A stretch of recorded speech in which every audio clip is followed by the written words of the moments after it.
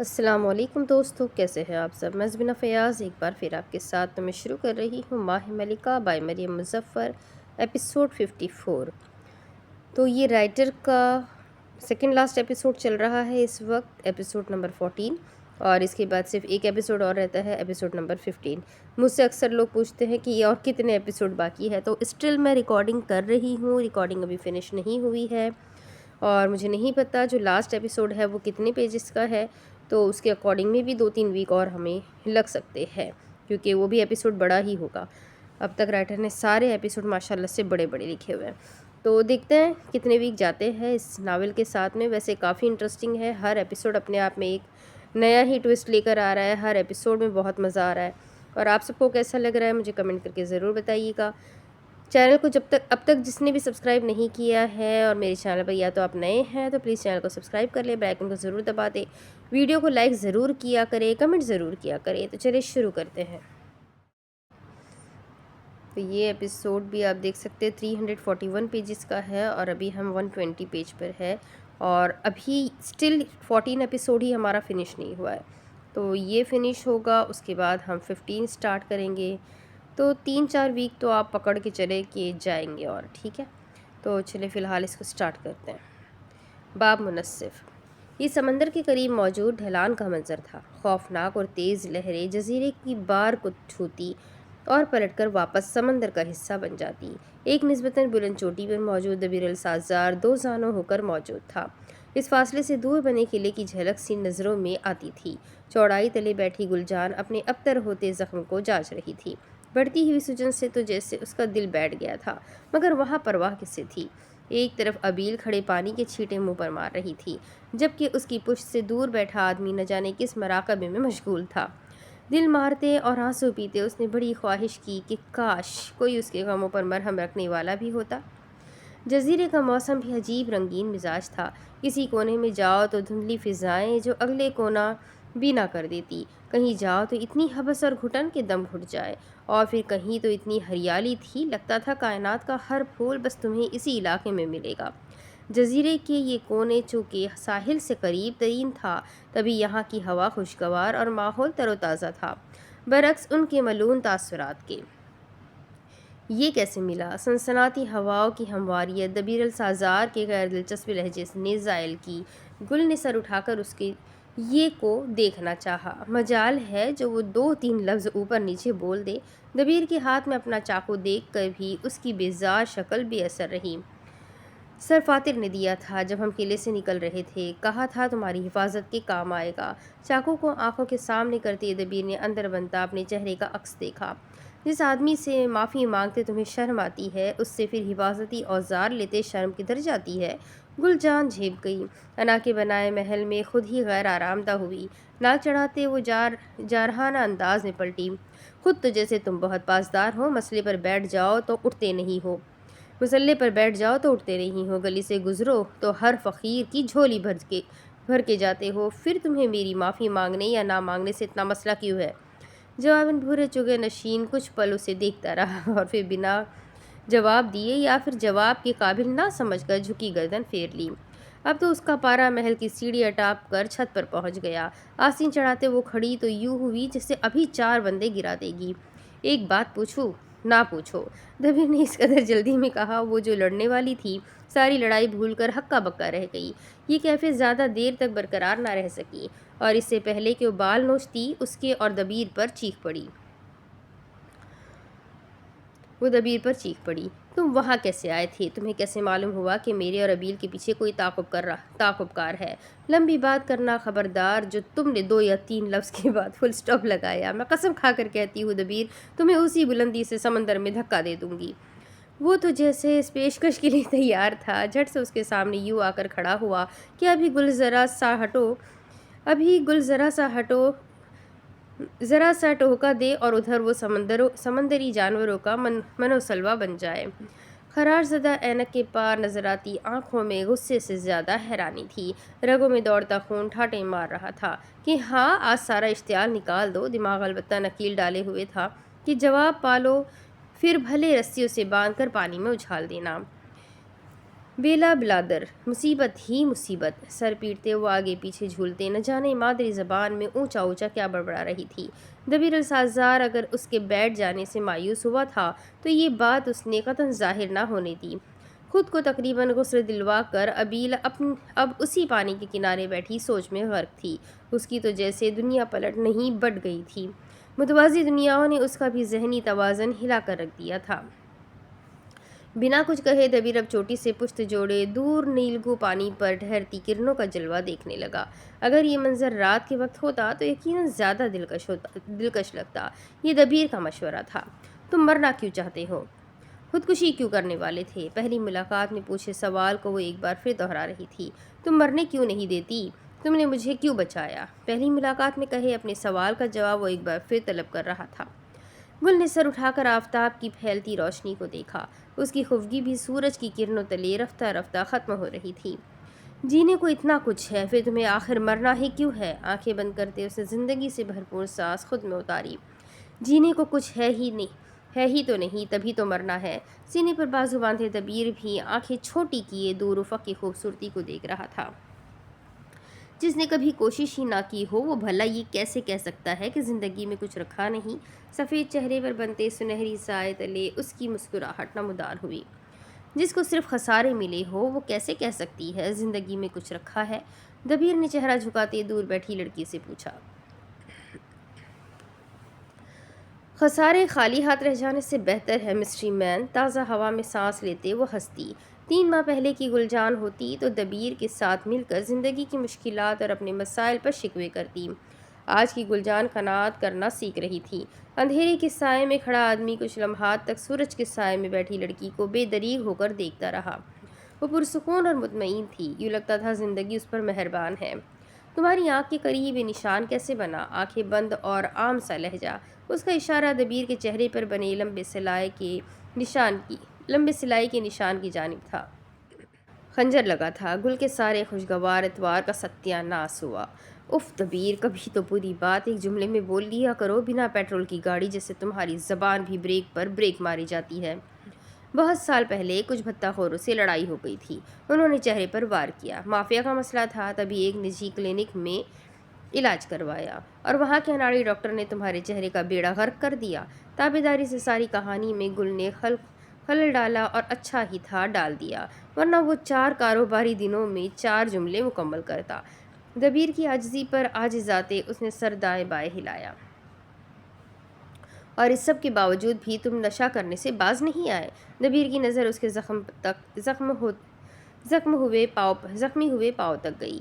میری آنکھ پھٹی تھی، گلا نہیں۔ گلا بھی پھٹ جاتا تو تم نے کون سا پرہیز کرنا تھا؟ دبیر نے چہرہ پھیر لیا، گل کے زخم نظر انداز کر دیے۔ اس قابل تھی بھی نہیں کہ وہ مرہم بنتا۔ تمہارے کرتوت ہی ایسے ہے، تب ہی تو تمہیں سب کچھ فالتو لگتا ہے۔ انسانوں کی طرح زندگی گزارو تو انسانوں والی سوچ بھی ہوگی نا۔ وہ ہاتھ اٹھا کر کسی 50 سالہ اماں کی طرح دبیر کو سمجھا رہی تھی۔ تم نے مجھے گود لیا ہے جو ایسے ڈانٹ رہی ہو؟ مجھے اپنی گود ناپاک نہیں کرنی۔ دبیر کی آنکھیں چھوٹی کر کے بات کرنے پر گل مزید بگڑی۔ تمہارے سر میں عقل ہی کم ہے۔ جب اس سے جوابی وار نہ ہوا تو منہ پھلا کر بیٹھ گیا۔ مگر بال پورے ہیں۔ آنکھیں مٹکا کر بھویں اچکاتے وہ دبیر کو بھوچکا کر گئی۔ اسے گل سے ایسی ذاتی وار کی توقع نہیں تھی۔ پس منظر میں ابیل کسی اداس ہیروئن کی طرح گھٹنوں پر گال ٹکائے پانی کو آہستہ سے ہوا میں اچھال رہی تھی۔ وہاں غم کے بادل برس رہے تھے تو ان دونوں نمونوں نے طنز کے توپ ایک دوجے پہ کھول رکھے تھے۔ اگر اتنی ہی عقل مند ہو تو بتاؤ ابیل کا ہار کیوں توڑا؟ گل کا دل جو اپنی جیت کا جشن منا رہا تھا ایک دم ہی کھٹا ہوا۔ کچھ گھنٹے قبل کی خوف و ہراسیت لڑکی پر دوبارہ طاری ہوئی۔ تھوک نگلتی ایک بار اداس ابیل کو دیکھا اور پھر رازدارانہ انداز میں آگے ہوئی۔ کماری نے کہا تھا نا ہم پر بھی کیمراز لگے ہیں۔ دبیر نے سر اوپر نیچے ہلایا۔ اور کماری نے یہ بھی بتایا تھا کہ ابیل ماہ ملکہ کے ساتھ ملی ہے۔ دبیر نے اقرار کیا۔ گل کا حوصلہ جمع ہوا تو بس اس کے ہار میں کیمرہ لگا تھا، میں نے توڑ دیا تاکہ ماہ ملکہ والے ہمیں تلاش نہ کر سکے۔ اس نے ہاتھ پر ہاتھ یوں مارا جیسے عظیم مورکہ مارا ہو۔ دبیر نے آنکھیں ہنوز چھوٹی کی ہوئی تھی۔ تمہیں کیسے پتا وہ کیمرہ ہے؟ گل نے بال کندھے کے پیچھے پھینکے۔ اس کا ہیرا جل بجھ رہا تھا۔ ماہ ملکہ ہماری باتیں سن سکتے تھے۔ کیسی باتیں؟ گلجان کی شوخی کے غبارے کو دبیر کا سوال سوئی کی طرح لگا۔ جھاگ کی طرح بیٹھتے اسے دوبارہ کماری سے کیے وعدہ خلافی کی بات یاد آئی۔ جواب دینے کے بجائے وہ اپنی انگلیوں کے ساتھ کھیلنے لگی۔ دبیر کی شکی نگاہوں سے تنگ آتے وہ رخ پھیر کر بیٹھ گئی۔ بروہا، کہیں تم نے کماری سے کیا وعدہ تو نہیں توڑ دیا؟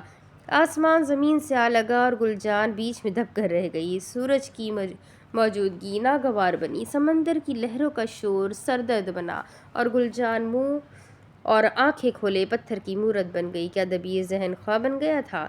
اس سے پہلے کہ وہ مزید کچھ اخذ کرتا، اقرار جرم کی نیت سے وہ تیزی سے پلٹی اور زبان کی پٹری سے ہر رکاوٹ ہٹا دی۔ میں نے کماری کا نام لیا، نہ یہ بتایا ہے کہ آگے کیا ہوگا، نہ ہی تم میں سے کسی کا نام لیا ہے، نہ ہی کچھ اور، بس اس کی اصلیت بتائی ہے۔ اپنی بے دھیانی میں وہ یہ غور کرنا بھول گئی کہ دبیر السازار کا رنگ کس قدر نچڑ رہا تھا۔ ہر اگلے لفظ پر اس کی پتلیاں کچھ مزید پھیلتی اور سانس سینے میں سستی سے روا ہوتا۔ وہ اپنی باتوں سے جیسے اسے کٹھور کر گئی تھی۔ منہ کو وقفہ لگاتے، ہاتھوں کو ملاتے وہ اب کٹہرے میں مجرم کی طرح کھڑی تھی۔ ایسے کیا دیکھ رہے ہو؟ جھجک ندامت میں واضح تھی۔ تم ایک نہایت کم عقل عورت ہو، دانت کھچا کر کہتے وہ گل کو لاجواب کر گیا۔ آج سے پہلے اس نے دبیر کو جلال میں نہیں دیکھا تھا۔ کہیں اینک پر لگی خراشیں اس کی بصیرت تو متاثر نہیں کر گئی؟ دبیر، تھکی سی آواز میں اس کا نام پکارا گیا تو وہ دونوں ایک ساتھ پلٹے۔ اپنے جھگڑے میں انہیں معلوم ہی نہیں ہوا شہزادی کب ان کے سروں کے قریب آ کھڑی ہوئی۔ گل کو اس کی آمد پر تعجب نہیں ہوا، بلکہ اصل حیرت تو اسے ابیل کا دبیر کو بلانے پر ہوئی تھی۔ اوپر سے اس کی زخمی نظر اور دبیر کا فخ ہوتا چہرہ، گل کو لگا اس کو چھوٹا موٹا دل کا دورہ آنے والا ہے۔ تم نے کتب خانے میں یہ کیوں کہا تھا کہ میں کسی اور کی بات پر کان مت دھروں؟ کیونکہ میں واقع اردن سے آئی ایک ملکہ ہوں، بنگلہ دیش سے آئی ایک عام لڑکی نہیں۔ آسمان شفاف تھا مگر گل کو لگا وہ ابر آلود ہو چکا ہے، ہوائیں گرد سے خالی تھی، مگر گلجان کو محسوس ہوا ان کے پار سب کچھ دھندلا تھا۔ سمندر دھیمی رفتار سے بہہ رہا تھا مگر گل یقین سے کہہ سکتی تھی کہ ایک بلند قامت لہر آئی اور اس کے وجود کو اپنے ساتھ نگل کر لے گئی۔ پیچھے بچ جانے والے تو بس اب ڈھانچہ تھا، دھوکے کے خنجروں سے نشتر فریب کی پٹیوں میں لپٹا۔ دبیر ابیل کو دیکھ رہا تھا، حیرت، صدمے اور بے یقینی سے۔ ابیل دبیر کو دیکھ رہی تھی، معصومیت، دکھ اور الجھن سے، اور استکون کا آخری سرا گل دبیر کو دیکھ رہی تھی، شوق اور اس مرتبہ صرف شوق سے۔ ان کی پہلی ملاقات کا اختتام بھی کچھ یوں ہی ہوا تھا۔ تم ابیل کی سچائی سے واقف تھے؟ گل کا لہجہ خالی تھا، وہ شاید انکار کی امیدوار تھی۔ دبیر کو سب ماہ نگار نے خود بتایا تھا۔ سیاہ ابا والی شہزادی گلجان کی طرف مڑی جس نے آہستہ سے پلکیں جھپکائی۔ سانس اندر باہر کرتے اور دل کے مقام پر ہاتھ رکھتے گلجان نے بے دھیانی میں چہرہ اٹھایا اور رہی سہی امید بھی وہیں بکھر گئی۔ تم نے کبھی پوچھا کیوں نہیں کہ اس دن میں یاسمین جان کے بارے میں تمہیں کیا بتانے والا تھا؟ وہ مسکرایا تو مسوڑے بھی کچھ واضح ہوئے۔ قابل تعریف اطمینان تھا، بس گلجان کا خوشامد کرنے کا کوئی مزاج نہ تھا۔ اس کے مزاج تو فی الحال دبیر کو واقعی سمندر میں دھکا دینے کے ہو رہے تھے۔ ہاتھوں کی کھجلی کو روکتے وہ اندر ہی اندر چلانے لگی۔ ماضی کے سمندر میں چپو چلاتے بیشتر دن پیچھے آؤ، جب وہاں سب لا علم تھے اور قلعے میں نئے نویلے مہمان تھے۔ رات کو اچانک کسی کی موجودگی اپنے کمرے میں محسوس کر کے ملکہ دیوانہ وار راہداریوں میں بھاگی اور تہہ خانے سے نکلتی شہزادی ابیل سے جا ٹکرائی۔ غنودگی اتنی تیزی سے آئی کہ وہ وہیں بے ہوش ہو گئی۔ ایک محفل ملکہ کے کمرے میں سجی تھی اور دوسری یمنی مردوں اور مصری عورتوں سے بھرے جہاز میں۔ ایک طرف زندگی بچ جانے کی عیادت ہو رہی تھی تو دوسری طرف زندگیاں چھن جانے کا ماتم۔ ایسے ہی کئی رازوں سے ناآشنا ہم ماہ ملکہ کے کمرے سے نکلتے اب راہداریوں میں ٹہلتے ہیں۔ ٹہل کر شاہی کتب خانے کے پردوں کو ہٹاتے علم کی دنیا میں گم ہو جاؤ۔ مگر ہماری منزل وہ کتابوں کی الماریاں نہیں، ہماری منزل تو وہ دیوار ہے جہاں ایک دن پہلے فاتر ابو السلام نے اندیکھی آوازیں سنی تھی۔ چلتے چلتے اس دیوار تک آؤ تو تمہیں سیاہی سے خود کو پوشیدہ رکھے ایک وجود راز کو پیدا کرتا دکھے گا۔ اس کا ہاتھ دیوار کی اینٹیں ٹٹول رہا تھا، داستانے والا ہاتھ جس پر سرخی کی چھینٹیں تھیں۔ یہاں تمہیں کسی پہیلی کا جواب نہیں ملے گا۔ پیچھے سے آنے والی آواز پر ابیل کے حلق سے چیخ برآمد ہوتے رکی۔ اچھل کر پلٹی تو سامنے ہی دبیر السازار کو کھڑا پایا۔ ہتھیلی میں نیلے رنگ کی گولیاں تھیں جو اجلت سے دوسرے ہاتھ کی انگلیوں کی مدد سے کچل رہا تھا۔ دل کے مقام پر ہاتھ رکھتے سرخ دستانے والی نے پہلے ان گولیوں کو دیکھا اور پھر دبیر کی حالت کو۔ اس کے کانپتے وجود کو دیکھ کر لگتا تھا ابھی یا تو زلزلہ آئے گا یا وہ خود زلزلہ بن کر گر پڑے گا۔ گولیوں کو پیستے اس نے کنکھیوں سے شہزادی کا گھبراتا چہرہ دیکھا۔ خادم خاص کی باتوں کی وجہ سے یہاں آئی ہونا۔ ابھی سانس لینا بھول گئی۔ کیا وہ منصف دلوں کا حال بھی جانتا تھا؟ تمہیں کیسے پتا؟ کنکھیوں سے دیکھتے وہ جتانے کے انداز میں مسکرایا۔ تہ خانے میں بھی اسی وجہ سے گئی تھی نا؟ اب کہ ابیل کو یقین ہو گیا وہ کوئی عام بندہ نہیں، پکا کوئی نجومی ہے۔ نیلی نشہ آور دوا کے ذرات کی مٹھی بھر کر منہ میں اچھالتے دبیر نے گردن پیچھے پھینکی۔ دنیا یک دم ہری بھری سی لگنے لگی۔ وجود کی ساری بے چینی دور ہو گئی۔ ہلکی سی کھلکھلاہٹ اس کی پیچھے پھینکی گردن سے سنائی دی۔ ابیل کے وجود کو ایک خوف زدہ سرسراہٹ نے چھوا۔ داستانے والے ہاتھ رگڑتے وہ بے اختیار آگے ہوئی۔ تم جانتے ہو میرے متعلق تمہیں میری اصلیت کا علم ہے؟ اس کی آنکھوں میں امید کے تارے ٹمٹمائے۔ تم میری مدد کر سکتے ہو نا؟ مجھے بتاؤ آخر میں کون ہوں؟ میرا گھر بار کیا ہے؟ میرے ماں باپ، بہن بھائی، کیا ایسا کوئی رشتہ میری زندگی میں ہے؟ مجھے بتاؤ میری دنیا کیا ہے؟ عنقریب تھا کہ اگر اسے جلد جواب نہ ملتے تو وہ رو دیتی۔ دبیر مسکراتے ہوئے اس کی بے چینی سے لطف اندوز ہوتا رہا۔ جتنی اسے جلدی تھی اتنا دبیر وقت ضائع کر رہا تھا۔ جواب دو نا منصف، اس نے بے بسی سے دہائی دی۔ تمہاری عقل کیا کہتی ہے؟ کتابوں سے بھری الماری سے ٹیک جوڑتے وہ یوں کھڑا تھا جیسے دنیا جہاں کا وقت اس کی مٹھی میں آ گیا ہو۔ ابیل نے تھوک نگلتے خون آلود داستانے اتارے۔ میری عقل کہتی ہے دل کی سنو، اور تمہارا دل کہتا ہے سارے محلے کی سن لو۔ آنکھیں گھماتے اس نے گردن پر ہاتھ پھیرا۔ ابیل کچھ مزید روحان سی ہوئی۔ مجھے سمجھ نہیں آ رہی میں کیا فیصلہ لوں۔ میں عجیب سے کشمکش میں ہوں کہ اصل کیا ہے اور فریب کیا۔ ماہ نگار کی سنو، دبیر نے آنکھیں سختی سے میچی۔ یہ ساری صورتحال نہایت بھونڈی اور فضول تھی۔ وہ کہتی ہے تم اردن کی شہزادی ہو۔ آنکھیں بند کر کے یقین کر لو۔ ابیل نے خشک لبوں پر زبان پھیری، چہرہ موڑ کر اس پتھریلی دیوار کو دیکھا۔ یہ دیوار کسی خفیہ راستے کو نہیں جاتی شہزادی۔ دبیر نے بیزاری سے اس کے علم میں اضافہ کیا۔ مگر میں نے تو سنا تھا کتب خانے میں ایک دیوار ایسی ہے جو مجھے میری پرانی دنیا تک لے جا سکے۔ دبیر نے بمشکل اپنا یا اس کا ماتھا پیٹنے سے خود کو روکا۔ تمہارا صرف دل ہی بولتا ہے یا دماغ کو بھی زبان لگی ہے؟ ابیل نے لب سختی سے ملائے۔ یہ نجومی کافی بدتمیز تھا۔ ماضی سے نکل آؤ، اب یہی تمہارا حال اور مستقبل ہے۔ ابیل کی الجھن زائل ہونے لگی۔ پیشانی کے بل سستی سے غائب ہوئے۔ تمہیں یہ سب کس نے بتایا ہے؟ کہیں تم بھی؟ شہزادی نے دانستہ بات ادھوری چھوڑی۔ ہاں میں بھی تمہاری ہی سی قسمت رکھتا ہوں۔ شہزادی کے قدموں میں جان فنا ہوئی۔ میں انہی لوگوں میں سے ہوں جو بہت سال قبل کھو گئے تھے اور اب انہیں واپس ڈھونڈا گیا ہے۔ جلبیہ کی جیب میں ہاتھ ڈالتے اس نے سنجیدگی سے اپنے رازوں کا بکسہ کھولا۔ ہم وہی ہے جہاں ہمیں ہونا تھا اور تم بھی وہی ہو جہاں تمہیں ہونا چاہیے۔ شل ساکت اور بے سانس کھڑی شہزادی اسے ٹکر ٹکر دیکھتی رہی۔ ماہ نگار کی باتوں کا حقیقی روپ اس کے سامنے موجود تھا۔ اس سے زیادہ اسے اور کیا چاہیے؟ پلٹ کر ایک بار پھر سست روی سے دیوار کو انگلیوں کی پوروں سے چھوا۔ اس کا دماغ اور دل اب دبیر کے ہی انکشافات دہرا رہا تھا۔ تم یہ سب مجھے اب کیوں بتا رہے ہو؟ آخر میری اندرونی کیفیت کا علم تمہیں کیسے ہوا؟ بے فکری سے سانس آزاد کرتے اس نے ٹیک چھوڑی۔ حبت اللہ نے کہا تھا تمہیں سب کچھ بتا دوں۔ ابیل کا دل حبت اللہ کے لیے تشکر سے بھر گیا، اور اس نے یہ بھی کہا ہے کہ آئندہ تم اسے تہ خانے میں نظر نہ آؤ۔ آج تو تم نے وہاں ہوتے علاج کا روپ غلطی سے دیکھ لیا، مگر آئندہ کے لیے دھیان رکھنا۔ معالجہ کا دیدار یاد آیا تو وہ سہم گئی۔ بازو کے بال کھڑے ہو گئے اور حلق میں تھوک جمع ہوا۔ وہ جگہ محفوظ نہیں، تم بھی بیمار ہو کر ان مریضوں میں شامل ہو سکتی ہو۔ سر ہلاتے اس نے اپنے داستانے دیکھے۔ یہ خون کسی چاندنی کا نہیں، یہ خون تو دراصل ہولناک منظر یاد آیا تو آنکھیں میچتے سر جھٹکا۔ دبیر السازار کو جس کام کے لیے تحفہ دیا گیا تھا اسے احسن طریقے سے سرخرو کرتے وہ اڑے پردوں کو پار کرتے باہر نکل گیا۔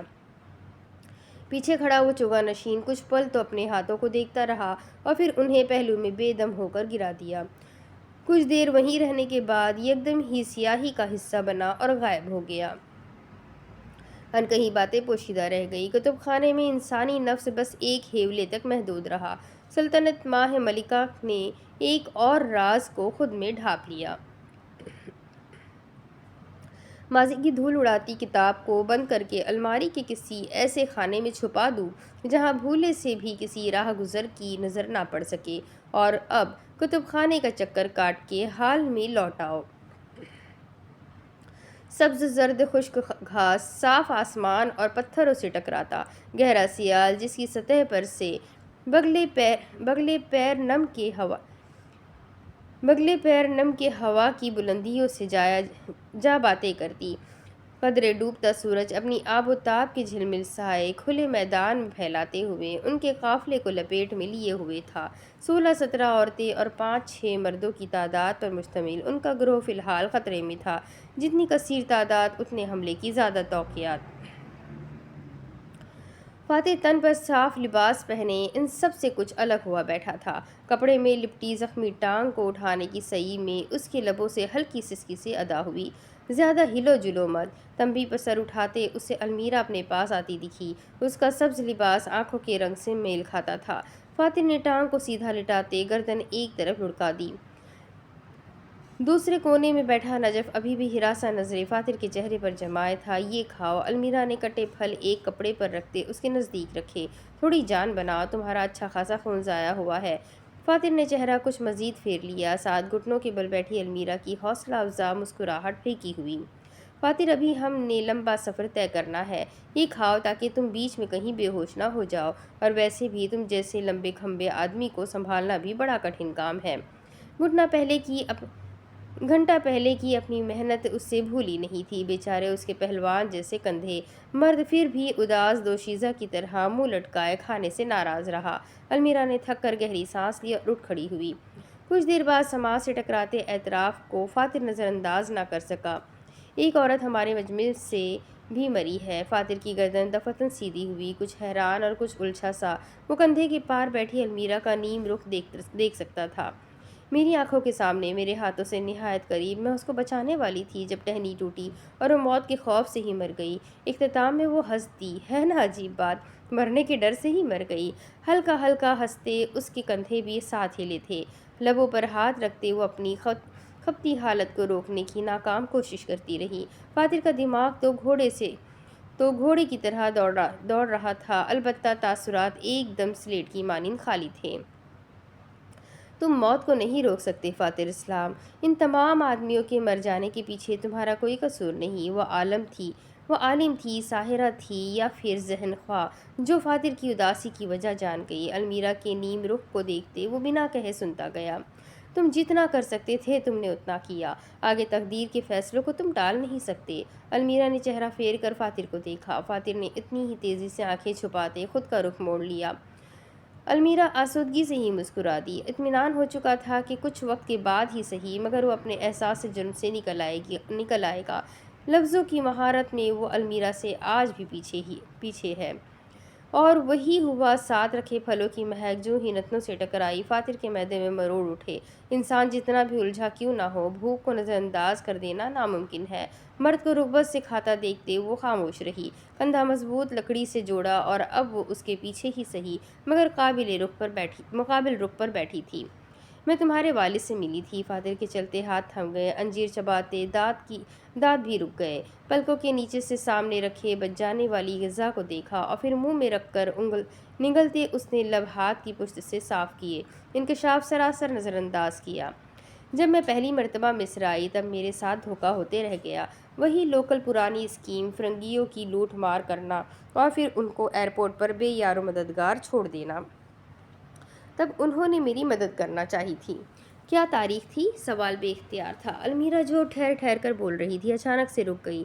فاتح کو لگا وہ کچھ دیر کا وقفہ لے گی، مگر جواب اتنے جھٹ سے آیا کہ کچھ دیر تو وہ بھی دنگ رہ گیا۔ 11 اگست آج سے 8 سال قبل۔ کپڑے سے ہاتھ پوچھتے اس کی حرکات سست ہوئی۔ اپنے باپ سے متعلق اسے ہر تفصیل یاد تھی۔ یہ وہ دن تھا جب فاریہ شادی کے بعد پہلی مرتبہ مصر آئی تھی۔ ابا اسے لینے گئے مگر وہ حسب عادت ناراضگی کا اظہار کرتی سامان اٹھائے خود ہی گھر چلی آئی۔ شرمندگی اتنی تھی کہ وہ اگلے 2 دن گھر نہ آئے بلکہ کسی کام کا بہانہ کرتے لکسور چلے گئے۔ فاتر کو اچھے سے یاد تھا اس حرکت پر اس کا اپنی بہن کے ساتھ کیسا زوردار جھگڑا ہوا تھا۔ پتہ ہے جب میں ان سے ملی تھی تب میں نے کیا سوچا؟ فاتر نے ظاہر نہیں کیا مگر المیرا جانتی تھی وہ سن رہا ہے۔ اس کا چہرہ خالی بھی ہوتا تو المیرا کو اس میں چھپے تاثرات دکھ جاتے۔ آدمی تو امیر ہے، کیا معلوم اس کا کوئی جوان بیٹا ہو۔ میں اگر اس سے جان پہچان بنا کر بیٹے سے شادی کر لوں تو میرے تو دن پھر جائیں گے۔ اپنی ہی 2 نمبری کا مذاق اڑاتے وہ تو ہنسنے لگی مگر فاتر وہ جہاں تھا وہیں کا ہو کر رہ گیا۔ کانوں میں اس کی ہنسی کے بجائے اب تک کے جملے کی گونج زندہ تھی۔ اسے نہیں معلوم وہ یہ سب کیوں بتا رہی تھی مگر پھر خیر اپنے متعلق اسے کبھی کچھ معلوم ہوا بھی ہے؟ میرے آگے بھی کچھ ارادے تھے۔ وہ ذرا سا جھکی تو فاتر نے آئیبرو اچکائی۔ ان کے بیٹے سے شادی کر کے اسے قتل کروں گی اور پھر اس کی ساری دولت لے کر بھاگ جاؤں گی۔ فاتر کو پہلے دھچکا لگا اور پھر حیرت ہنسی میں بدلی جس کا اختتام ایک خوبصورت قہقہے پر ہوا۔ المیرا اس کو ہنستا دیکھتے خود بھی ہنسنے لگی۔ لیکن اب لگتا ہے قتل کیے بنا بھی دولت ہاتھ آ گئی ہے۔ اس کی مدھم مسکراہٹ کو دیکھتے المیرا کا لہجہ فخریہ تھا۔ فاتر کا ساتھ اس کے لیے مضبوط ترین ستون کی مانند تھا۔ وہ چھن جاتا امیدیں ڈھہ جاتی۔ تمہیں واقعی امیر ہونا ہے یا یوں ہی بولتی ہو؟ گال پر بنے زخم کو انگلیوں کی پوروں سے چھوتے وہ اب پہلے سے بہتر محسوس کر رہا تھا۔ سچ کہوں، المیرا کے لہجے میں اشتیاق تھا، امید تو نہیں ہے تم سے مگر خیر کوشش کر کے دیکھ لو۔ المیرا برا منائے بغیر گویا ہوئی۔ پیسہ طاقت لاتا ہے، مال آپ کے قدم مضبوط کرتا ہے، ہر کوئی دولت سے مروب ہوتا ہے اور سب سے بڑھ کر اطمینان سے فاتر کو دیکھا، پیسہ آزادی لاتا ہے۔ جو پسند آیا خرید لیا، جب پسند آیا پا لیا۔ تم زندگی پیسوں کے بغیر نہیں گزار سکتے۔ تو اس کا یہ مطلب ہوا تم ہر شارٹ کٹ اور 2 نمبر راستے سے پیسہ بناؤ گی؟ المیرا نے احتجاج کرنے کے لیے منہ کھولا مگر اس کے سارے بہانے جھاگ کی طرح بیٹھ گئے۔ بات تو فاتر کی صحیح تھی۔ اپنا پیسہ طاقت لاتا ہے المیرا، اپنی دولت آزادی دلواتی ہے۔ چھینا جھپٹا چرایا مال بھی چھین جھپٹ اور چوری ہو جاتا ہے۔ کاٹ اور تلخیص سے خالی وہ المیرا کی سوچ پر تصحیح نہیں تصحیح کر رہا تھا۔ وہ آنکھیں جھپکتے دیکھنے لگی۔ مردوں کی یہ کون سی جماعت تھی اور اگر تھی بھی تو فاتر نے گروہ کب بدلا؟ میری خواہش ہے کہ تم زندگی ایک معزز اور مضبوط انسان بن کر گزارو۔ نرم مسکراہٹ لیے اس کی آنکھوں میں دور دور تک پرانے فاتر کی جھلک نہیں تھی۔ کیا میرے متعلق تمہاری بس اتنی سی خواہش ہے؟ ڈوبتے دل کے بیچ وہ نہ جانے کیوں پوچھ بیٹھی۔ کیا مطلب؟ فاتر کی بھویں سکڑ کر قریب آئی۔ سوال میں اتنی لا علمی تھی، المیرا کا دل کیا اس کا سر درخت میں دے مارے یا اپنے دل کو سزائے جرم سنا دے۔ بھری دنیا میں تمہیں یہی نمونہ ملا تھا؟ سینے پر بازو باندھتے اس نے منہ پھیر لیا۔ سرعام اقرار کے بعد مسترد ہو جانا اس کی انا کے خلاف تھا۔ اگر کماری ان دونوں کی طرف نہ آ رہی ہوتی تو فاتر یقیناً بات کر دیتا۔ اس بھاری مضبوط کندھوں والی عورت کا سایہ ان دونوں پر آ کر ٹھہرا۔ سورج ڈھلتے ہی تم سب یہاں سے نکل کر سمندر کے قریب جاؤ گے۔ ایک جگہ بیٹھ جانا، خطرے سے خالی نہیں۔ ہمارے علاوہ کیا باقی زندہ ہے؟ المیرا کی بات پر کماری نے کندھے اچکائے۔ معلوم نہیں، اور اسی وجہ سے میں تم کو آگے بھیج کر خود جنگل کا محاصرہ کروں گی۔ جو بچ جاتا ہے ہمیں کل سورج ڈھلنے تک انہیں اکٹھا کرنا ہوگا ورنہ عین موقع پر سب کو جمع کرنا مشکل ہو جائے گا۔ ماہ ملکہ سے کچھ بعید نہیں۔ المیرا خاموش ہو گئی اور فاتر تو اب تک خاموش تھا۔ زخم زدہ مرد کو سوچ سے جھگڑتا دیکھتے وہ سوال کیے بنا نہ رہ سکی۔ مجھے ایک بات کب سے کھٹک رہی ہے۔ جواباً فاتر نے گہری سانس لی۔ کیسی بات بن ابوالسلام؟ مرد نے پہلے ادھر ادھر دیکھا اور پھر گال کا اندرونی حصہ کترا۔ یہی کہ ہمارے دشمنوں کو ہمارے مقام کا کس نے بتایا؟ یوں لگتا تھا جیسے وہ جانور وہاں ہمارے لیے کھڑے تھے۔ کماری نے نفی میں گردن ہلائی۔ وہ صرف تم لوگوں کے لیے نہیں بلکہ سب کے لیے تھے۔ یہاں جگہ جگہ جال اور جلوس ہے، خاص تم سب کو ڈرانے کے لیے، مگر وہ ہمیں ڈرانے کے لیے نہیں تھے کماری۔ فاتر نے اپنی بات پر زور دیا۔ کوئی بے لگام بھوکے جانور آپ کو ڈرانے کے لیے نہیں بھیجتا، وہ ہمیں مارنے آئے تھے۔ المیرا نے جھٹکے سے گردن موڑتے فاتر کا پرزور لہجہ دیکھا۔ کچھ پل کو ایک خیال اس کے دل میں آیا جو اگلے ہی لمحے اس نے از خود از خود رد کر دیا۔ میں نے کہا تھا ابوالسلام، یہ کھیل کا میدان نہیں، یہاں دو ہی راہیں، یا تو ڈر کر پلٹ جاؤ یا مر کر ختم ہو جاؤ، تیسرا راستہ بھی ہے۔ سپہ سالار کی بات کاٹتے اس کے لہجے میں بلا کا اعتماد تھا۔ ڈر کر پلٹ جاؤ، مر کے ختم ہو جاؤ، یا پھر مار کر آگے بڑھ جاؤ۔ کماری اس کے تشفی آمیز روپ کو دیکھ کر کچھ پل کو تو بالکل بے زبان ہو گئی۔ حیران تو المیرا بھی ہوئی تھی، وہ تو ایک امن پسند آدمی سے واقف تھی، یہ مرنے مارنے والا جنگجو کون تھا؟ تم نے اتنی بے دردی کب سیکھی فاتر؟ کماری کی مدھم آواز پر خادم تلخی سے ہنسا۔ حاکم اول کی پیچیدگی یوں ہی برقرار رہی۔ یہ بے دردی نہیں، اعلان جنگ ہے۔ پٹی میں جکڑی ٹانگ سیدھی کرتے گھٹنے پر بازو رکھا۔ They want a show, I'll give them a show. وہ تماشا چاہتے ہیں، میں انہیں تماشا دوں گا۔ نگاہیں ملا کر اعلان کرتے اس کا لہجہ سنجیدہ اور اس کی آواز میں مضبوطی تھی۔ اگر وہ اس سے خوفزدہ تھے تو ان کا ڈرنا مستحق تھا۔ سپہ سالار کے تاثرات میں گھلی سختی مدھم ہونے لگی۔ بیٹے کا وجود باپ کی پرچھائی سے آگے بڑھ رہا تھا۔ بات سمجھ کر سر ہلاتے کماری نے قدم موڑے، ہاتھ پشت پر باندھتے اس نے گہری سانس لیتے کندھے بلند کیے۔ ماہ ملکہ کا تمہیں بے روزگار رکھنا بالکل واجب تھا۔ فاتر چونک گیا۔ المیرا بھی سیدھی ہوئی۔ کماری نے کندھے کے پار سے بیٹھے دونوں کو دیکھا۔ ان تمام سالوں میں تم اپنے والد کی شہرت کی وجہ سے بے روزگار نہیں تھے، بلکہ ماہ ملکہ کی طاقت اور وسائل تمہیں بے روزگار رکھے ہوئے تھے، تاکہ تم کسی بھی طرح سے اپنے والد تک نہ پہنچ پاؤ اور تمہیں یوں ہی ہارتا دیکھتے ابوالسلام ظہور زہری دباؤ میں رہے۔ کیا تمہیں 5 سال پرانا ایکسیڈنٹ یاد نہیں؟ فاتر اپنی جگہ سے ہلا نہیں، البتہ متحیر ضرور ہوا تھا۔ ایک اتنی بڑی تنظیم کو بھلا اس سے کیا خوف؟ تمہارا کار ایکسیڈنٹ انہوں نے ہی کروایا تھا، محض ابوالسلام سر کو ٹارچر اور دھمکانے کے لیے۔ اولاد کی محبت میں بڑے بڑے اصول پسند قانون توڑ دیتے ہیں۔ کماری کا لہجہ پچھتاوے کی گھاک لیے تھا۔ اپنی جگہ بیٹھی المیرا قدرے سیدھی ہوئی۔ اسے یاد تھا 5 سال قبل جب وہ ہمیشہ کے لیے پاکستان چھوڑ آئی تھی، فاتر اسلام نے جامعہ میں پڑھانا بھی چھوڑ دیا تھا۔ تم جانتے ہو تمہیں جاب سے روکنے والے وسائل کہاں سے آئے تھے؟ فاتر نے سوال نہیں کیا، وہ جانتا تھا بنا سوال بھی جواب مل جائے گا۔ ابوالسلام ظہور اپنے تعلقات کے ذریعے ان کا نام میڈیا میں آنے سے روکے ہوئے تھے۔ فاتر کی آنکھوں کی پتلیاں واہ ہوئی، عنبر روشنیوں کا سنہری رنگ بجھ سا گیا۔ اپنے باپ کی تکالیف سمجھ آئی تو دل کٹ کر 2 ٹکڑے ہوا۔ وہ بولا کچھ نہیں، مگر المیرا سب سن گئی۔ فوراً سے سوال کرتے اس نے موضوع گفتگو بدلنا چاہا۔ ایسا کیسے ہو سکتا ہے؟ عزیز بن خلد پر اعضا کی بیچ اور فروخت کے واضح چارجز تھے۔ عزیز بن خلد کا رکن ہے جس کا کام بس بیچ اور فروخت تک محدود ہے۔ بایو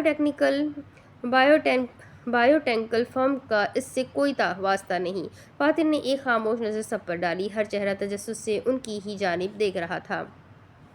اگر ان کو انسانوں پر تجربات کرنے ہی ہے تو یوں چھپ کر کیوں کر رہے ہیں؟ پوری دنیا میں انسان کی قوت مدافعت پر کام کیا جاتا ہے تو ماہ ملکہ کیوں نہیں کر لیتی؟ کیونکہ یہ غیر قانونی ہے۔ کماری کے بجائے فاتر نے المیرا کی الجھن دور کی۔ بھوری سبز آنکھوں نے تفصیل کے لیے سپہ سالار سے ہی رجوع کیا۔ ابتدا میں یہ کام سرِ عام اور بغیر کسی روک ٹوک کے ہوتا، کیونکہ تب کوئی بھی اس کے غیر فعال نتائج سے مکمل طور پر واقف نہیں تھا۔ المیرا نے معصومیت سے آنکھیں پٹپٹائی۔ کماری نے گہری سانس لی۔ اگر جو یہاں گل ہوتی تو سب آدھی بات میں ہی سمجھ جاتی۔ ماہ ملکہ 8 سال قبل الاسکر کے نام سے جانی جاتی۔ کماری نے ابتدا کی ہی تھی، جلد باز المیرا نے بات کاٹ ڈالی۔ الاسکر تو مٹھائی کی کمپنی ہے؟ میں نے تو سنا ہے وہ نشہ آور ادویات استعمال کرنے کے لیے مشہور زمانے بدنام ہے۔ اپنی جانکاری پر اس نے پوری بتی سی دکھائی۔ کماری البتہ دبیر حصہ دوم تھی، تعریف نہ کی۔ وہ فریب ہے آنستہ میم المیرا، جیسے ماہ ملکہ فریب ہے۔ کسی نے کبھی ان کی دکان تک نہیں دیکھی، جنہوں نے دیکھی بھی ہے وہ دکانیں بس ان کا نام چرا کر شہرت کماتی ہے۔ المیرا کا سر چکرانے لگا، باقاعدہ اسے تھامتے ہڑبڑا کر گردن ہلائی۔ اب تو مجھے شک ہے کہ تم بھی اصلی نہیں کوئی جینوین ہو، المیرا نے ہاتھ جھلاتے خجالت سے کہا۔ 9 سال قبل ماہ ملکہ کی بنیاد کھلے عام رکھی گئی۔ اس وقت اور آج کا مقصد ایک سا تھا، بس طریقہ مختلف ہے۔ پہلے جہاں وہ اصول و ضوابط کی پاس رکھ کر کام کرتے تھے تو ان کو نتائج درست نہیں ملتے۔ مقصد میں پیش رفت نہ پا کر ان کے سرمایہ داروں نے ہاتھ کھینچ لیا۔ سرمایہ دار؟ المیرا نے ٹہوکا دیا۔ تو آپ کا کیا خیال ہے، اتنی بڑی تنظیم چلانے کے لیے ریسورسز کہاں سے آتی ہے؟ دنیا کے وہ گت جو ابدی زندگی چاہتے ہیں وہی تو ان کے ادارے میں اپنا پیسہ لگاتے۔ ماہ ملکہ کی بنیادیں انہی کی بھری تجوریوں پر کھڑی ہے۔ اب کی بار المیرا نے مداخلت نہ کی، سر جھکائے وہ دنیا میں ہوتی شیطانیت پر سرگردہ ہوئی۔ انسان انسانیت کے نام پر انسانیت کو نوچ رہے ہیں۔ تنظیم کو ڈوبتا دیکھتے طریقے بدل گئے، لوگ نئے آئے اور پھر بالآخر ان کو وہی نتائج ملے جن کی انہیں خواہش تھی، مگر غیر اخلاقی طریقہ کار سے۔ یہ تو شاید اب بھی یہ سب دنیا کی آنکھوں کے سامنے کرتے اگر ان کے خلاف سائنسی ادارے اور انسانی فلاح و بہبود کی تنظیمیں آواز نہ اٹھاتی۔ جانداروں کو استعمال کرنے کی بددیانتی اور غیر اخلاقی طریقوں کی وجہ سے ان پر بھاری جرمانہ عائد کیا گیا۔ مختصر یہ کہ الصقر کو کام کرنا چھوڑنا پڑا، لیکن اندر کے لوگوں نے ایسا نہیں کیا اور اپنا کام جاری رکھا۔ کماری کی باتیں اعلان تھی کہ تم سب اپنی زندگی کے سب سے بدترین کھیل میں پھنسے ہو۔ اب الصقر ماہ ملکہ کی یہ آف شور کمپنی کا نام ہے۔ ان کی مٹھائی کسی نے نہیں کھائی، یہ ایک افواہ ہے جو انہوں نے پھیلائی تاکہ کوئی بھی آ کر انہیں تلاش نہ کرے۔ انہیں ہر بار لگتا تھا وہ اپنے دشمنوں سے ایک قدم آگے ہے، اور انہیں ہر بار بتایا جاتا کہ جس راستے پر تم قدم رکھتے ہو وہ تمہارے دشمن کا ہی منتخب کردہ ہے۔ المیرا کی تھوڑی گردن سے لگی تھی جبکہ آنکھیں مکمل وا۔ فاتر کی نگاہیں لوگوں کے سوال کرتے چہروں پر تھی، مگر کان کماری کے جملوں پر۔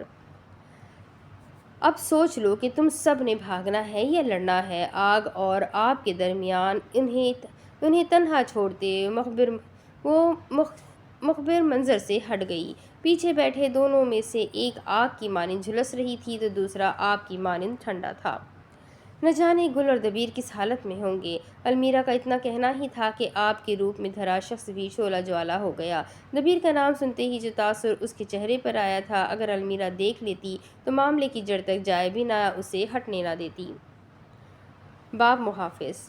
المیرا کی فکر حق بجانب تھی۔ سمندر کی لہروں میں سکوت تھا۔ انکشاف کے بعد کی عجیب سی خاموشی ان پر با اثر تھی، مگر جن کانوں نے انکشاف سنا تھا وہ بے اثر تھا، یا پھر اگر صحیح معنوں میں کہا جائے تو ضرورت سے زیادہ اثر انداز۔ کانپتے ہاتھوں کو آپس میں مسلتے گل جان یکدم ہی گھٹنوں کے بل ڈھہ گئی۔ الف تا یا ساری کہانی صرف اس کے ذہن ہی پر نہیں، پورے وجود کو ہولا گئی اور توازن کھوتے ہوئے بے دم ہو گئی۔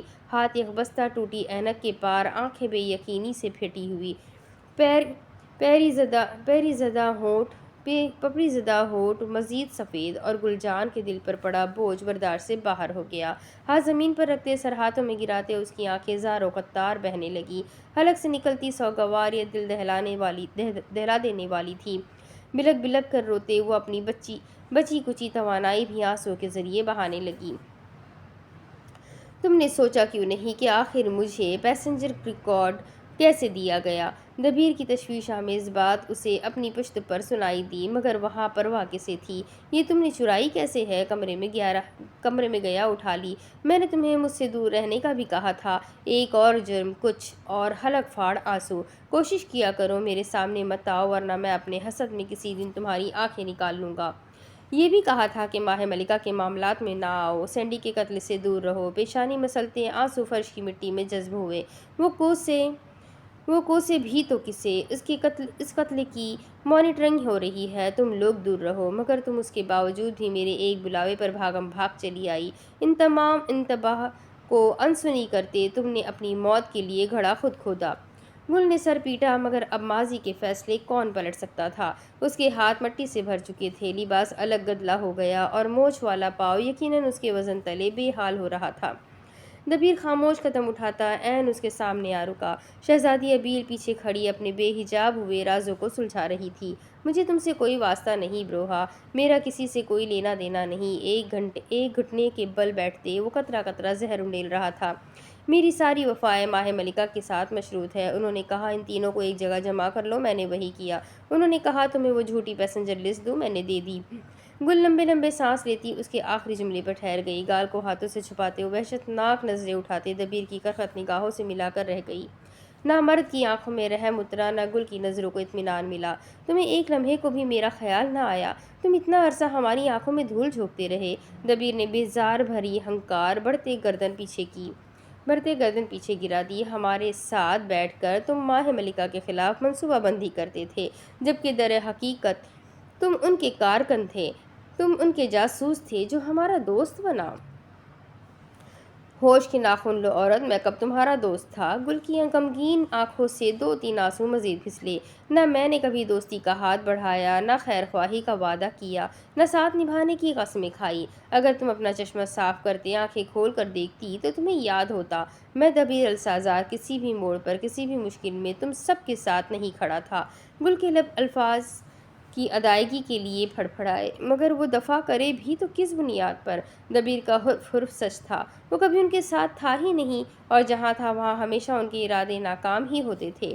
سر جھکائے اس کے ذہن میں پرانی یادیں تصویر بتصویر بنتی اور بدلتی جا رہی تھی۔ گرم سیال کی رفتار سست ہوتی بس آنکھوں کی نمی تک رہ گئی۔ تم ایک خوش فہم عورت ہو گل جان، منہ اٹھائے کسی کی بھی مدد کو چل پڑتی ہو، جبکہ در حقیقت کسی کو تمہاری مدد تو کیا، تمہاری موجودگی کی بھی ضرورت نہیں۔ اس کے خشمگین لہجے پر گل جان نے تیزی سے آنکھیں پوچھی، ہاتھ ہتھیلی انگلیاں سب بھیگ گئیں۔ گہری زکام زدہ سانس کھینچتے اس نے آنکھ کے سوجے پپوٹے ہتھیلیوں سے دبائے۔ ساری کہانی حرف بحرف سناتا دبیر گھٹنے پر ہاتھ رکھتا اڑ گیا۔ چگے کی ٹوپی سے اپنا سر چھپاتے وہ بلی کی چاپ پیدا کرتے پلٹا۔ تم منافقوں کی بستی کے سب سے بڑے منافق ہو دبیر السازار۔ گل کے جملے نے اس کے قدم جکڑ لیے، ہاتھ وہیں ہوا میں ملحق رہ گیا، چہرے پر ایک وسیلہ سایہ سا بن کر اوجھل ہو گیا۔ ہاتھ گرائے بنا رخ پھیرا۔ گل اسے ہی دیکھ رہی تھی، نیلی نگاہوں میں نفرت کی سرخی تھی، ناک اور ہونٹ سوجے ہوئے تھے، جبکہ گردن اور ماتھے پر نسیں پھڑک رہی تھی۔ اسے دیکھ کر لگتا تھا کہ اگر ابھی ہاتھ میں کوئی اوزار ہوتا تو دبیر السازار زندہ نہ بچتا۔ ہر انسان اپنی نوکری سے وفادار ہوتا ہے، میں نے صرف اپنے فرائض نبھائے ہیں، وہی فرائض جن کا میں نے عطیہ لیا تھا۔ عطیے میں کیا لیا تھا؟ کسی حسینہ کی زلفیں یا کسی آدمی کے صحت مند پھیپھڑے؟ دبیر کے ہاتھ ٹوپی کے کنارے جمے تھے، اس کے ننگے سر اور پستہ قدامت پر طنز کرتی لڑکی کے لہجے میں مزاح سا زیادہ غضب تھا۔ بنا کچھ کہے وہ چہرہ چھاپتے بڑھ گیا۔ گل کی بات اس کے نزدیک قابل اہم نہ تھی۔ اگر تم میں وفا نہیں تو کیا انسانیت بھی مر گئی تھی؟ گل پیچھے سے چلائی، مگر دبیر نے اس بار نہ قدم روکے نہ موڑے۔ ان کی اصلیت جانتے ہوئے بھی تم نے ان کی نوکری کی، آخر پیسے کی ایسی کیا ہوس؟ تم تو المیرا سے بھی گئے گزرے ہو۔ اس کے پیچھے چل کر آتی متواتر چلا رہی تھی۔ دبیر کے کانوں پر جو تک نہ رینگی، بال ہوں گے تو جو آئے گی نا۔ تمہارے مالکین اگر معصوم جانوں کے ساتھ یہ سب کر سکتے ہیں تو پھر تم کس خوش فہمی میں ہو؟ یہی کہ وہ تمہیں بخش دیں گے یا پھر اعزاز کے طور پر چند ایک نشاور گولیوں سے نوازیں گے؟ تیز ڈگ بھرتی لڑکی کا تصادم آگے چلتے چلتے اچانک رکنے والے مرد سے ہوا۔ گل نے اپنا کندھا سہلاتے دبیر کے ڈھکے وجود کو نفرت سے دیکھا۔ مجھے کسی کی جان یا زندگی سے قطعی کوئی غرض نہیں۔ کچھ دیر بعد اس کی نہایت بے لچک اور سنجیدہ آواز سنائی دی۔ گل نے غصے سے ناخن ہتھیلی میں گاڑے، اور اپنی جان سے؟ اس سے بھی یوں ہی لاپرواہ ہوئی یا اس کو پھولوں کی سیج دینے کے خواب بنائے ہے؟ ایک طرف درختوں کی لمبی فصیل تو دوسری جانب چوٹی سے ٹکراتا سمندر۔ گل نے تھوک نگلتے اپنے غصے کو بے قابو ہونے سے روکا۔ مجھے اپنی جان کی بھی پرواہ نہیں، چہرہ سامنے رکھے اس نے اپنے ہم قدم عورت کو جواب دیا۔ اسے دھکا دینے کی نیت سے اٹھے ہاتھوں کو بمشکل پیچھے کر رکھتے وہ پاؤں پیٹ کر رہ گئی۔ میں نے کیوں کیا تمہارا اعتماد؟ آخر مجھے کیوں لگتا تھا تم ایک مجبور شخص ہو؟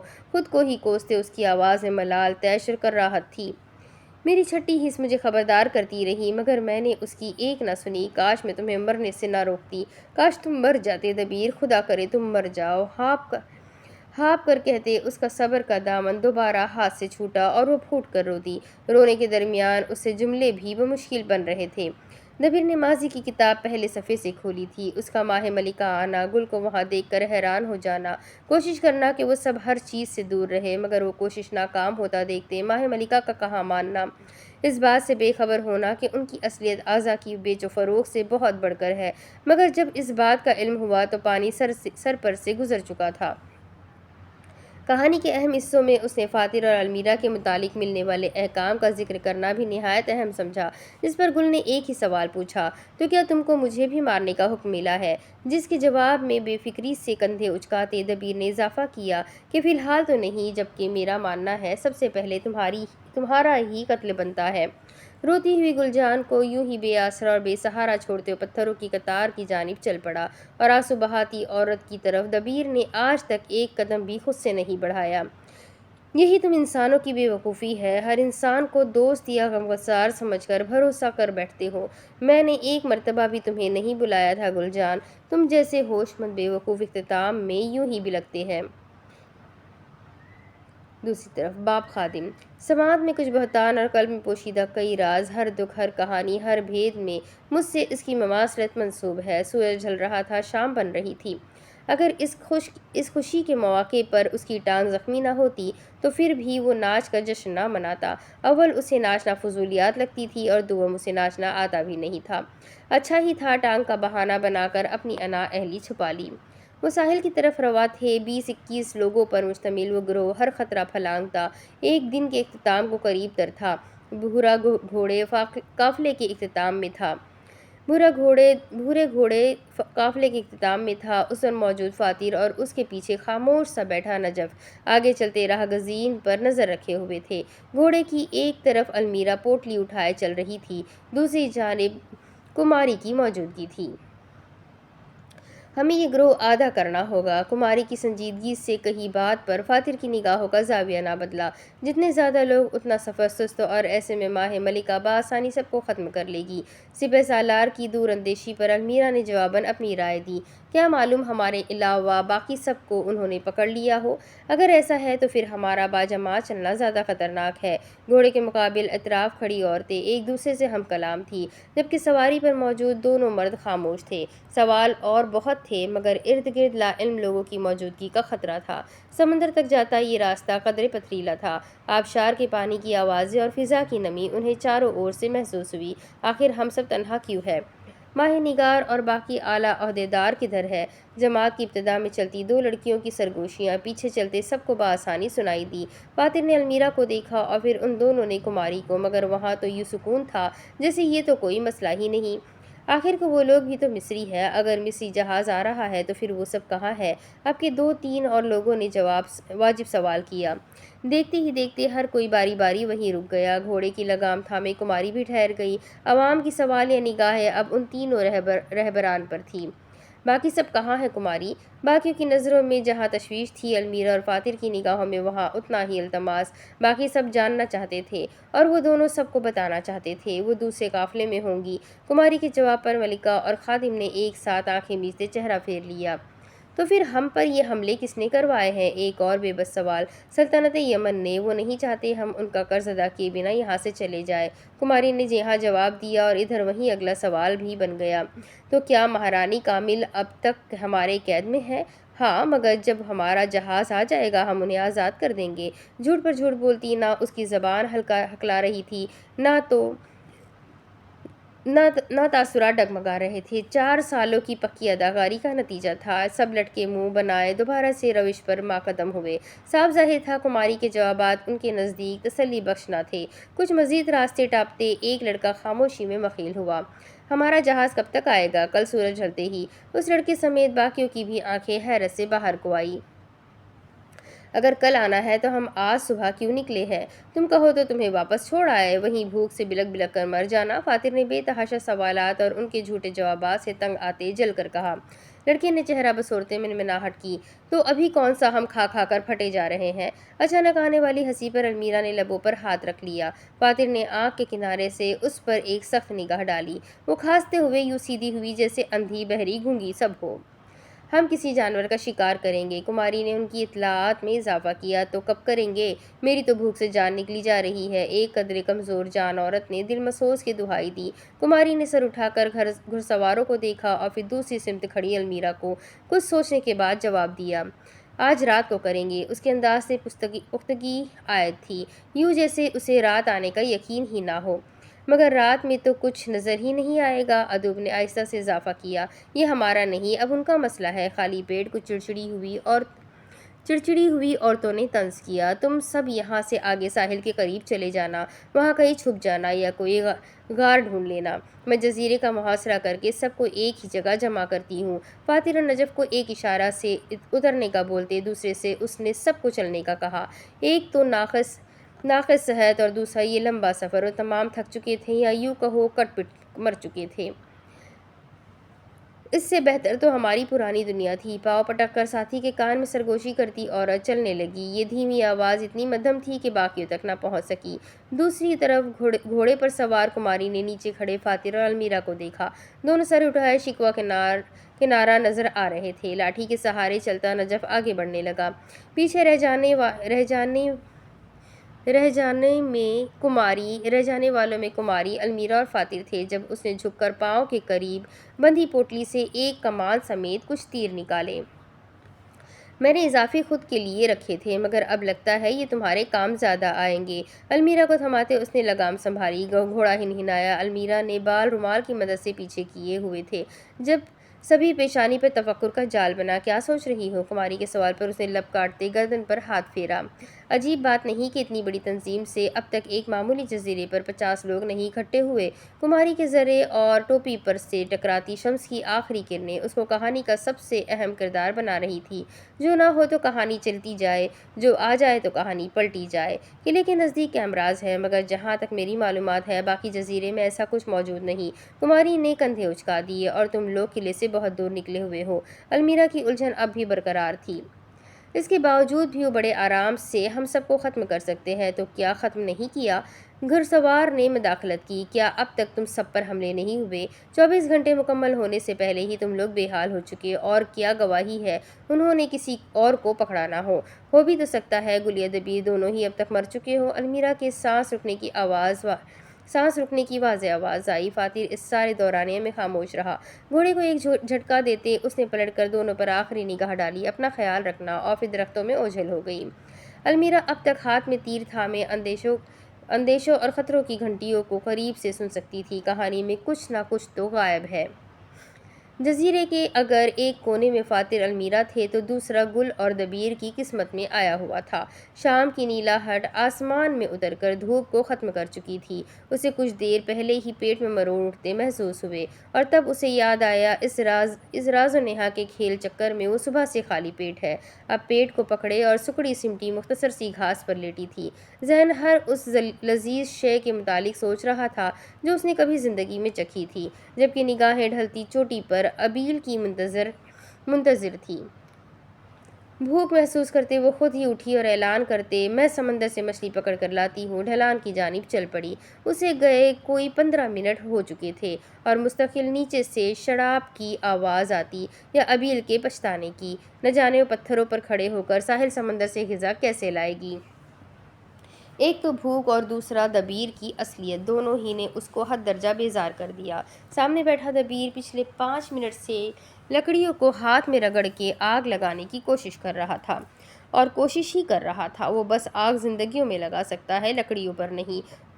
خود سے کہتے اس نے چہرہ پھیرا اور آسمان کے بدلتے رنگوں کو دیکھنے لگی۔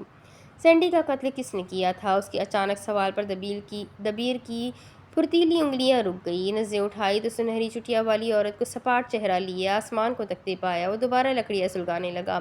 بھمن نے گل کی ریڑھ کی ہڈی میں سنسناہٹ دوڑی۔ گردن کے بال کھڑے ہوئے، چہرہ آہستہ سے پھیرا تو وہاں بے یقینی کے نمایاں آثار تھے۔ اتنی بری طرح بھمن نے اسے مارا؟ دبیر نے گردن ہلاتے نفی کی۔ ابھی تو تم نے کہا بھمن نے قتل کیا۔ اس نے گردن ہلاتے ہاں میں اقرار کیا۔ گل آنکھیں پٹپٹاتے اسے دیکھ کر رہ گئی۔ لمحوں میں اس کے تاثرات بدلے، اور اب وہ ساتھ رکھا ایک پتھر اٹھاتے گھٹنوں کے بل کھڑی ہوئی۔ خدا کی قسم دبیر، اب اگر تم نے مکمل بات ایک جملے میں نہ کہی تو میں تمہارا سر کھول دوں گی۔ اس لاش کو کیا فکر ہونی تھی؟ بخوشی سر آگے کر دیا۔ گل نے بھی موقع کا فائدہ اٹھایا اور پتھر رکھ کر اس کے کندھے پر دے مارا۔ حملہ کر کے فوجیں دوبارہ سابقہ طریقے سے لیٹ گئی۔ یقیناً اس ڈھانچے کا کوئی جوڑ تو ہلجل ہی گیا تھا۔ ہلکا سا کراہتے وہ اب دوبارہ آتش سامان سنبھال چکا تھا۔ گل نے غصے سے ہنکار بھری اور ہاتھوں میں ہوتی کھجلی روکنے کی پوری کوشش کرنے لگی۔ سینڈی کا قتل بھمن نے ہی کیا تھا، مگر اس قتل کو یوں پیش کرنا یہ ماہ ملکہ کے کام تھے۔ اس نے پھیلایا ہوا منہ بجھایا نہیں، البتہ وہ سن ضرور رہی تھی۔ میں اس وقت سینڈی کے روم کی صفائی کرنے وہاں موجود تھا، اور عین آرڈر کے مطابق میں کمرے میں لائے کیمراز ٹٹول رہا تھا۔ جب اندر بھمن داخل ہوا، میں واش روم میں موجود جگہ کی صفائی کر رہا تھا، مگر وہ میری موجودگی سے ناواقف تھے۔ دبیر کی آنکھوں کے سامنے وہ منظر یوں بنا جیسے ابھی کل ہی کی بات ہو۔ ممن کا کمرے میں آ کر سامان کی تلاشی لینا، دبیر کا خاموشی سے غسل خانے میں چھپا رہنا اور سوچنا کتنا نالائق کان مین ہے۔ سینڈی کا کمرے میں آ جانا، بھمن کو دیکھ کر واویلا کرنا اور ہاتھ پائی میں بھمن کا اسے کمرے میں رکھا بھاری لائٹ بلب دے مارنا۔ دروازے کے درز سے دیکھتے دبیر کی آنکھیں بیدار ہو کر پھیل گئی۔ ممن اپنی جان چھڑواتا وہاں سے فوراً بھاگ گیا۔ سینڈی کی سر کی پشت سے خون بہہ رہا تھا۔ دبیر خاموشی سے نکلا اور ماؤس ذہنی کے عالم میں کمرے کے دروازے کی جانب بڑھا، اور عین اسی وقت مجھے پیغام موصول ہوا کہ اس مری ہوئی عورت کو اکیلا مت چھوڑنا۔ اسی لمح سے اس کو بے حال کر کے کہ خون کے چھینٹے کمرے میں پھیلا دینا۔ اپنے پہلے بڑے احکام کا حوالہ سناتے اس کا چہرہ ہر جذبے سے خالی تھا۔ دکھ تھا تو نہیں دکھا، خوف تھا تو غائب، خوشی تھی تو وہ بھی اوجھل۔ گل جان چہرہ پھیرے اس عجائب گھر سے بھاگے نایاب شے کو دیکھ رہی تھی۔ جس قاتل کو وہ ڈھونڈتے ہوئے دندنا رہی تھی، اس سے دبیر السازار روز اول سے واقف تھا، اور صرف واقف نہیں، عینی گواہ بھی تھا۔ تمہیں وہ سب کرتے خوف نہیں آیا؟ گل کی آواز میں غصے کی بجائے حیرت تھی۔ دبیر لکڑیاں ہلاتا گیا، جواب نہ دیا۔ شاید اس کا جواب تم خود ہی جان جاؤ جب تم اس کے خون آلود ہاتھوں کو دھوتے واقعے کو دہراؤ۔ انہوں نے ایسا کیوں کیا؟ قدرتی تجسس انسان کو کہاں کہاں لے جاتا ہے۔ وہ لوگوں کو خائف کرنا چاہتے تھے، بھمن کو دھمکا کر خریدنا چاہتے تھے، اور اس نے آنکھیں گھمائی۔ پبلسٹی اسٹنٹ چاہتے تھے۔ گل نے اب کوئی سوال نہ کیا۔ اس معلومات کو ہضم کرنے کے لیے خاموشی ضروری تھی۔ وہ آسمان پر آتے تاروں کو گننے لگی۔ چاند اب تک مکمل نظر نہ آیا تھا جب ابیل کی آواز سنائی دی، یہ لو۔ گل یکدم اشتیاق سے اٹھی، مگر سامنے منو سلوا کی شکل دیکھتے اس کی خود کی شکل بجھ گئی۔ ایک درمیانی سائز کی مچھلی ابیل کے گیلے ابا کی سطح پر پھڑپھڑا رہی تھی۔ پانی کا بہاؤ بہت تیز تھا، میں یہی پکڑ پائی ہوں، اداسی سے کہتے اس نے گل سے نظر چرائی۔ جواباً گل جان نے ممنونیت سے اس کے کندھے پر ہاتھ رکھا، جس کے بدلے اسے آگے سے مکمل لاتعلقی ملی۔ گل نے اس جاندار کو دیکھا جو اپنی آخری سانسیں بھر رہا تھا، پھر قریب ہی بیٹھے اب تک لکڑیوں سے جھگڑتے دبیر کو۔ گل کا دل کیا اپنا سر پیٹ لے۔ فاتح سر کی طرح باورچی خانے میں کچھ کام کیا ہوتا تو اب تک تم یہ ڈنڈیاں نہ بجھا رہے ہوتے۔ تلخی سے طنز کرتے اس نے مچھلی کپڑے میں لپیٹی تھی۔ یہ نہ ہو کوئی پرندہ آ کر اچک لے۔ دبیر نے سارا سامان اس کے سامنے پیش کر دیا۔ کچھ پل تو گل ہکا بکا ہوئے اسے دیکھ کر رہ گئی، مگر جب بات انا کی آئی تو کف چڑھاتے میدان میں اتر آئی۔ 1 منٹ گزرا، اس کے ہاتھ میں لکڑی کا تنات کھبا۔ 2 منٹ گزرے، اس کی انگلیاں جل اٹھی۔ تیسرے منٹ میں اس کی بس ہوئی، مگر آگ تو چنگاری بھی نہ بنی۔ سازشوں کے علاوہ باورچی خانے میں کام کیا ہوتا تو اب تم یہ لکڑیاں نہ لڑا رہی ہوتی۔ سپاٹ انداز میں طنز کرتے اس نے لکڑیوں کا سامان سنبھالا۔ مچھلی پکانے کے لیے ذرا سی آگ ضروری تھی۔ گل کو جب کوئی جواب نہ ملا تو نیا اعتراض اٹھا لیا، ہم خالی مچھلی کیسے کھائیں گے؟ تمہارے لیے ہم زمین کھود کر مسالے نکالتے ہیں۔ گل نے ایک سلگتی ادا سرتا پیر داستانوں والے دبیر پر ڈالی۔ تم کیوں کھا رہے ہو ہمارے ساتھ؟ جاؤ نا اب اپنے مالکین کے پاس، کہو نا تمہیں ایک میز پر بٹھا کر منہ میں نوالے ڈالے۔ گل نے اسے چڑھایا، انہوں نے ہی کہا ہے تم لوگوں کا حصہ کھا کر اپنا حصہ مانگنے آؤ۔ جھکے سر کے ساتھ جوابی وار دیا، اب تو زبان بڑی چل رہی ہے، ویسے کوئی سوال پوچھ لو تو پیٹرول ختم ہو جاتا ہے۔ اس وقت تمہارا حق جو کھانا ہے۔ اس کی بے نیازی گل کو مزید طیش ملا رہی تھی۔ اس سے پہلے وہ واقعی پتھر مار کر اس کا سر کھولتی۔ ابیل نے آگے آتے دبیر کے ہاتھ سے سامان جھپٹا اور دونوں ہاتھوں میں ایک لکڑی کو دوسرے موٹے تنے پر رکھتے رگڑنے لگی۔ مجھے اس وقت بھوک لگی ہے، تم دونوں نے لڑنا ہے تو شوق سے لڑو۔ تیزی سے سر جھٹکتے اس کے ہاتھ اس سے بھی زیادہ تیزی سے چل رہے تھے۔ جو کام وہ دونوں مرد مجاہد نہ کر سکے وہ ابیل نے کر لیا۔ چنگاری تو کیا پوری آگ لگی تھی۔ تو اب میں اسے یہیں سٹاپ کرتی ہوں۔ آج کا ایپیسوڈ بھی ماشاءاللہ سے کافی بڑا ہو چکا ہے۔ آئی ہوپ آپ لوگ انجوائے کریں گے، تو اسے انجوائے کیجیے، اچھے سے سنیے۔ کوئی غلطی ہو پڑھنے میں تو سوری، معاف کیجیے گا، اور اس ویڈیو کو لائک ضرور کیجیے گا، چینل کو سبسکرائب کر لیجیے گا، بیل آئیکن کو ضرور دبا دیجیے، اور کمنٹ کر کے مجھے ضرور بتائیے کہ آپ کو ناول کیسا لگ رہا ہے اور کس شہر سے آپ میرے ویڈیوز کو واچ کر رہے ہیں۔ تو چلیں ملتے ہیں اگلے ویڈیو میں، تب تک کے لیے اپنا خوب سارا خیال رکھیں، مجھے بھی دعاؤں میں یاد رکھیں۔ اللہ حافظ۔